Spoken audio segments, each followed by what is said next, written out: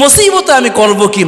এমনও তো হবে দল ক্ষমতার পরিবর্তন হয়েছে, অনেকে আত্মহত্যাও করতে পারে, পারে কি পারে না? সম্মানিত উপস্থিতি, আমরা কিছু হলেই কেমন যেন আত্মহত্যার দিকে ঝুঁকে যাই। আসলেই কি মুসলমান মুসিবতের মধ্যে পড়লে আত্মহত্যা করবে? আপনার আমার কি পরিমাণ মুসিবত আসছে, আসেন নবীদের জীবনী থেকে আমরা শুনে নেই। নবী আইয়ুব আলাইহিস সালাতু ওয়াস সালাম, আল্লাহ তাকে কি দেন নাই বলেন? আল্লাহ তাকে সুন্দর এক দেহ দান করেছিলেন, 1 নম্বর নিয়ামত। 2 নম্বর নিয়ামত হলো আল্লাহ তাআলা তাকে অনেক সম্পদের মালিক বানিয়েছিলেন। 3 নম্বরে আল্লাহ তাআলা অনেক সুন্দরী একজন বেগম তাকে দান করেছিলেন, যার নাম ছিল রহিমা। 4 নম্বরে আল্লাহ তাআলা তাকে 7 জন কন্যা এবং 7 জন পুত্র সন্তান আল্লাহ তাকে দান করেছিলেন। 5 নম্বরে আল্লাহ তাআলা তাকে নবুয়ত দান করেছিলেন। সুবহানাল্লাহ। আবার খেয়াল করেন, 1 নম্বরে আল্লাহ তাআলা তাকে সুন্দর এক শরীর দান করেছিলেন। 2 নম্বরে আল্লাহ তাআলা তাকে সুন্দর বিবি দান করেছিলেন। 3 নম্বরে আল্লাহ তাআলা তাকে 14 জন সন্তান দান করেছিলেন। 4 নম্বরে আল্লাহ তাকে সম্পদ দান করেছিলেন। 5 নম্বরে আল্লাহ তাআলা তাকে সবচেয়ে বড় নিয়ামত নবীও তাকে বানাইছিলেন। পয়গম্বর আরবি সাল্লাল্লাহু আলাইহি ওয়াসাল্লাম বলেন, ওয়াইদ নাদা রাব্বুক, হযরত আইয়ুব আলাইহিস সালাতু ওয়াস সালাম যখন মুসিবতে পড়লেন, অসুস্থ হয়ে গেলেন, প্রথমে তার সুন্দর দেহটা নষ্ট হয়ে গেল। 1 নম্বর, মানুষ তাকে অনেক কানাকশা করতেছে। অনেক সময় দেখবেন তবলিগ করি আমরা, অথবা চরমনের মুরিদ হয়েছে আমরা, হঠাৎ করে ব্যবসায় মার খাইলাম, অথবা হঠাৎ করে বাড়িতে আগুন লাগছে, মানুষ বলতে থাকে আরে বাটপার, বাটপারি করে দেখে এই অবস্থা। আমরা অনেক সময় বলে থাকি হঠাৎ করে ক্যান্সার হয়েছে, অনেকে বলা বলি করে লোকটা ভালো ছিল না, অন্যথায় ক্যান্সার কেন হবে, ডায়াবেটিস হয়েছে, এখানেও কথা বলে। তো পয়গম্বর আইয়ুব আলাইহিস সালাতু ওয়াস সালাম তিনি যখন অসুস্থ হয়ে গেলেন, এলাকার মানুষ আজে বাজে কথা বলতেছিলেন। 1 নম্বরে তার শরীরের সৌন্দর্য আল্লাহ তাআলা অসুস্থতার মাধ্যমে তাকে অসুস্থ করে দিলেন। 2 নম্বরে আল্লাহ তাআলা তার সম্পদকেও আল্লাহ তাআলা ধ্বংস করে দিলেন। 3 নম্বরে সন্তানগুলো একের পর এক মারা গেল। 4 নম্বরে তার যে বিবি ছিল, বিবিটা সাথে ছিল। 5 নম্বর নিয়ামত আল্লাহ তাআলা নবুয়ত তার সাথে ছিল। তাহলে সুন্দর দেহ চলে গেল, সন্তানও চলে গেল, সম্পদও চলে গেল, এমন কি ঘর থেকে তাকে বের করে দেওয়া হলো। পয়গম্বর আইয়ুব একটাবারও তো আত্মহত্যার কথা চিন্তা করলেন না, একটাবারও তো করলেন না। তাহলে আপনি আমি কি এর চাইতে বড় মুসিবতের মধ্যে আছি? হয়তো সাময়িক অশান্তি, আবার শান্তি ফিরে আসবে। কাউকে ভালোবেসেছিলাম, পাই নেই, তো সমস্যা কোথায়? ব্যবসা করেছিলাম, এই বছর লাভ হয়নি, সমস্যা কোথায়? না 3টা মেয়ে হয়েছে, 1টা ছেলে হয়নি, সমস্যা কোথায়? অল্প মুসিবতে পড়ে গেছেন, বাবা তুমি সিগারেট কেন খাও? অমুককে ভালোবাসতাম, পেরেশানি দূর করার জন্য সিগারেট খাই। সিগারেট পান করার পরে যখন পেরেশানি দূর না হয়, কিছুদিন পরে নেশা করতে শুরু করে, কারণ সে এক পেরেশানির মধ্যে আছেন। কিছুদিন পরে আল্লাহর গোলাম মদ পান করতে শুরু করে, এক সময় মদ পান করতে শুরু করে, তাও তার পেরেশানি দূর হয় না। এক সময় সে ক্লাবে গিয়ে নারীদের সাথে খারাপ কাজেও সে লিপ্ত হয়ে যায়, পেরেশানি দূর হয় না। মুসলমান ইমানদার মনে রাখতে হবে, মুসলমান পেরেশানিতে পড়লে, মদ পান করলে, সিগারেট সেবন করলে, জুয়া খেললে, আড্ডা মারলে তার পেরেশানি দূর হবে না। আমাকে দেখতে হবে মুসলমানদের নেতা পেরেশানির মধ্যে পড়লে কোন কাজ করতেন। ওয়ান হুযাইফা রাদিয়াল্লাহু তাআলা আনহু قال كان النبي صلى الله عليه وسلم إذا حزبه أمر صلى। পয়গম্বর আরবি সাল্লাল্লাহু আলাইহি ওয়াসাল্লাম তিনিও মুসিবতে পড়তেন, নবীরাও মুসিবতে পড়েছেন, সাহাবায়ে কেরামও মুসিবতে পড়েছেন। আল্লাহর পয়গম্বর মুহাম্মদ আরবি সাল্লাল্লাহু আলাইহি ওয়াসাল্লাম কত বড় মুসিবতের মধ্যে পড়েছেন। তার নিজের স্ত্রী সিদ্দিক আকবর রাদিয়াল্লাহু তাআলা আনহার কন্যা আম্মাজান আয়েশা রাদিয়াল্লাহু তাআলা আনহাকে কাফেররা তহমত লাগায় দিল, মুহাম্মাদের স্ত্রী জিনাহ করেছে। জানিয়া মুহাম্মাদের স্ত্রী 1 দিন না 2 দিন না 40 দিন পর্যন্ত আমার নবী বড় পেরেশান। আম্মাজান আয়েশা সিদ্দিকার খাবার বন্ধ হয়ে গেছে, হায় আমি নাকি জিনাহ করেছি।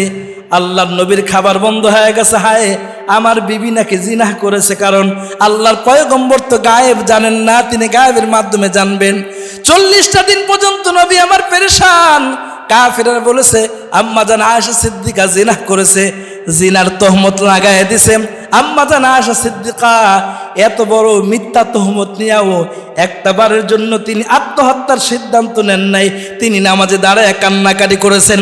পয়গম্বর আরবি সাল্লাল্লাহু আলাইহি ওয়াসাল্লাম আম্মা জান আয়েশা সিদ্দিকাকে শিখায় দিলেন, আয়েশা রে, বালা মুসিবত যতই আসুক না কেন তুমি নামাজের মধ্যে দাঁড়ায় যাও। যখন তুমি নামাজে দাঁড়াইবা আল্লাহ তাআলা তোমার বালা মুসিবত দূর করে দিবে। আল্লাহর পয়গম্বর বালা মুসিবত দেখলে তিনি নামাজের মধ্যে দাঁড়ায় যাইতেন। মুসলমান ইমানদার খোদার কসম করে বলি, আপনার আমার মুসিবতেও যদি দুনিয়ার কোনো মানুষের কাছে না গিয়ে একমাত্র আল্লাহর আদালতে দাঁড়ায়া, আল্লাহর সামনে দাঁড়ায়া আল্লাহর কুদরতি পায়ে সেজদা দিতে পারেন, কান্না করতে পারেন, খোদার কসম করে বলি ওই আল্লাহ যিনি আমাকে বালা মুসিবত দিয়ে পরীক্ষা করতেছেন, ওই আল্লাহ নামাজের মাধ্যমে সহযোগিতা চাইলে। নবীজি সাল্লাল্লাহু আলাইহি ওয়াসাল্লামের জামানার ঘটনা পয়গম্বর আরবি সাল্লাল্লাহু আলাইহি ওয়াসাল্লাম বয়ান করতেছেন। একজন অন্ধ সাহাবী বলেন, নবী আমার এইভাবে অন্ধত্ব নিয়ে মসজিদে এসে নামাজ পড়তে পারি না, বড় কষ্ট হয়। ও নবী, একটু মেহেরবানি করে এমন কোন আমল শিখায় দেন যে আমলের দ্বারা আমার অন্ধত্ব দূর হয়ে যাবে। আল্লাহর পয়গম্বর মুহাম্মদ আরবি সাল্লাল্লাহু আলাইহি ওয়াসাল্লাম বললেন, যাও যাও নামাজের মধ্যে দাঁড়ায় যাও, 2 রাকাত নামাজ পড়ো, আল্লাহর কাছে দোয়া করো। পয়গম্বর আরবি সাল্লাল্লাহু আলাইহি ওয়াসাল্লাম ওই সাহাবীকে আমল শিখায় দিলেন। মুসিবত হলো চোখের আলো নেই, অন্ধ হয়ে গেছে। এই চোখের আলো ফিরে আসবে যদি তুমি নামাজ পড়ে আল্লাহর কাছে দোয়া করো। ওই মজলিসে সাহাবায়ে কেরাম বলেন, ওই মজলিসে ইবনে হানিফ রাহমাতুল্লাহি আলাইহি বলেন, ওসমান রাদিয়াল্লাহু তাআলা আনহু থেকে বলেন, ওই মজলিসে সাহাবায়ে কেরাম নবীজির কথা শুনতেছিলেন। একটু পরে এসে বলে, ইয়া রাসূলুল্লাহ, আল্লাহ তাআলা আমার চোখের অন্ধত্ব দূর করে দিছে। তাহলে মুসলমান ইমানদার, আপনি আমি মুসিবতের মধ্যে পড়ে গেলে আপনার আমার কাজ হবে নামাজ পড়ে কার কাছে দোয়া করা। এখন বলবেন, হুজুর নামাজ পড়তে ভালো লাগে না। নামাজ পড়তে ভালো লাগবে কিভাবে? ইমান তো ভালো না। নবীজির কাছে সাহাবায়ে কেরাম আসছে, ইয়া রাসূলুল্লাহ, ইমান যে ভালো, ইমান যে আমার আছে কিভাবে বুঝবো? নবীজি বললেন, তোমার যদি দ্বীনি কথা শুনতে ভালো লাগে তাহলে মনে করবে ইমান তোমার ভালো আছে। আর যদি তোমার দ্বীনি কথা শুনতে ভালো না লাগে মনে করবা ইমান তোমার ভালো নাই, ইমান তোমার অসুস্থ। কোরআনের তিলাওয়াত শুনতে তোমার ভালো লাগে মনে করবা ইমান তোমার ভালো আছে। দেখেন, আবু জাহেল বলে, ওয়াকালাল্লাযীনা কাফারু লা তাসমাউ লিহাযাল কোরআন। যখন নবী কোরআন থেকে বলেন, আবু জাহেল বলে, কোরআনের কথা যেন না শোনা যায়, তোমরা এর মাঝখানে কথা বলবা, কেউ প্রশ্ন করবা, অলগাউ ফিহি। কোরআনের আলোচনা যখন চলবে তোমরা এক এক কথা বলে কোরআনের আলোচনার মধ্যে পেঁচ লাগাই দিবা, যেন মুসলমান কোরআনের কথা ঠিক মতো না বলতে পারে। এজন্য আপনার আমার যদি কোরআনের কথা শুনতে ভালো না লাগে মনে করবেন ইমান নাই, এটা শুধু বকওয়াস।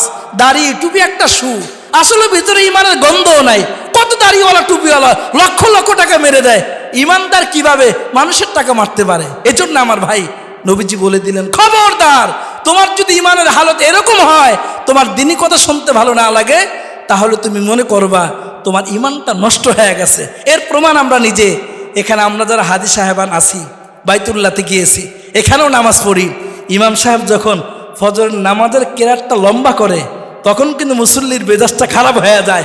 একই মুসল্লি বাইতুল্লাহতে গিয়ে কমসে কম ইমাম সাহেব সর্বনিম্ন ছোট সূরা দিয়া নামাজ পড়াইলো, মক্কাতে 20 মিনিটের নিচে ফজরের নামাজ শেষ হয় না।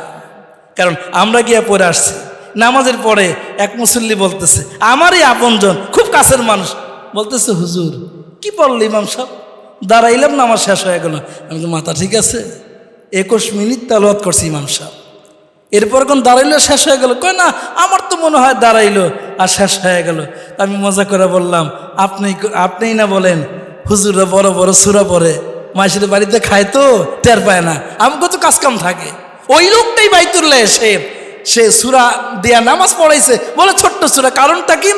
বাইতুল্লাহতে যাওয়ার সময় তওবা করেছিলাম, আল্লাহর কাছে ইস্তেগফার করেছিলাম, আত্মীয় স্বজনের কাছে মাফ চাওয়ার পরে আমার ইমানের মধ্যে, আমার শরীরে, আমার ইমানে যে গুনাহ ছিল আল্লাহ গুনাহগুলো বের করে দিয়ে ইমানকে একেবারে পাকাপোক্ত বানায় দিছে। এখন লম্বা কেরাত দিয়ে নামাজ পড়লেও আমাদের কাছে খারাপ লাগে না। আওয়াজ করে ঠিক না বেঠিক? যেই লোক বাংলাদেশে দ্রুত কোন মসজিদে তারাবি হয় ওই মসজিদে গিয়ে তারাবি পড়ে, ওই লোক সুদাইসের পিছনে তারাবি কিভাবে পড়ে, এটা কিভাবে সম্ভব? এর মানে হলো তওবা করলে, কান্নাকাটি করলে মালিক গুনাহ মাফ করে দেয়, এরপরে তার গুনাহমুক্ত জীবন হওয়ার কারণে ইবাদতে তার মজা লাগে। এজন্য আমার ভাই, আল্লাহ পাক রব্বুল আলামিনের কাছে আমরা তওবা করে নবীজি সাল্লাল্লাহু আলাইহি ওয়াসাল্লাম এর দুরূদ পড়ে আল্লাহর কাছে কান্নাকাটি করব, তওবা করব, তওবার মাধ্যমে চলবো, আল্লাহ তাআলা আমাদের সকল আসানিকে দূর করে দিবে। সকলে বলে আমিন। সম্মানিত উপস্থিতি, তাহলে পেরেশানিতে পড়ে গেলে, মুসিবতের মধ্যে পড়ে গেলে আমাদের আমল হবে নামাজ, এর মাধ্যমে আল্লাহর কাছ থেকে আমরা আমাদের পাওনাকে আদায় করে নিব। আত্মহত্যা এটা কোনো দিন সঠিক সিদ্ধান্ত হইতে পারে না। আমরা যারা মুসিবতের মধ্যে পড়ে আত্মহত্যা করতেছি, ইদানিং অনেক বেশি মেয়েরা আত্মহত্যা করতেছে, অনেক বেশি। আমি যে এলাকা থেকে শহীদনগর, 1 মাসে 4 জন আত্মহত্যা করছে। আর একটা আমার বাড়ির নিচতলায়, আমি থাকি 3 তলায়, ওটা 2 তলায় আত্মহত্যা করছে একটা মেয়ে, 17 বছর বয়স। এই জন্য আমরা তাদেরকে বুঝাইব, খবরদার কোনোভাবেই আত্মহত্যা করা যাবে না, আত্মহত্যা করা মহাপাপ। তাদের জানাজার নামাজও আলেম ওলামার জন্য পড়া নিষেধ। আমি তার জানাজা পড়তে পারবো না, সুশীল সভ্য মানুষ তার জানাজা পড়তে পারবে না। কোন হাজী সাহেব, সভ্য হাজী সাহেব, সে তার জানাজা পড়বে না। তাহলে তার জানাজা কে পড়বে? তার জানাজা পড়বে একেবারেই যারা মাঝে মধ্যে 2 ওয়াক্ত নামাজ পড়ে, 1 ওয়াক্ত পড়ে, এরকম একটা মানুষ জানাজা পড়াইতে পারে, সে একটু দাঁড়ায় পড়ায় দিবে। কোনো আলেম ওলামা তার জানাজা পড়বে না, পড়াবেও না। হ্যাঁ, যদি একেবারেই এমন শূন্য হয়ে যায়, কোনো আলেম পাওয়া যাইতেছে না, ওজোর বশত তিনি পড়াইতে পারবেন, জায়েজ আছে, না পড়ানি উত্তম। তাহলে আমরা যারা ব্যবসা বাণিজ্যে মার খেয়ে বিভিন্ন কারণে বালা মুসিবতের মধ্যে পড়ে যারা আত্মহত্যার সিদ্ধান্ত নিতে চেয়েছিলাম, আল্লাহর হস্তে আমরা আত্মহত্যা থেকে ফিরে আসব। মুসলমানের আত্মহত্যাই সমাধান না, মুসলমানের মালিক আছে, তার কাছে কান্নাকাটি করাম। আল্লাহ পাক রব্বুল আলামিন আমাদের সকলকে আজকের যে আলোচনা হলো, এই আলোচনার উপরে আমল করবার তৌফিক দান করে, আমিন।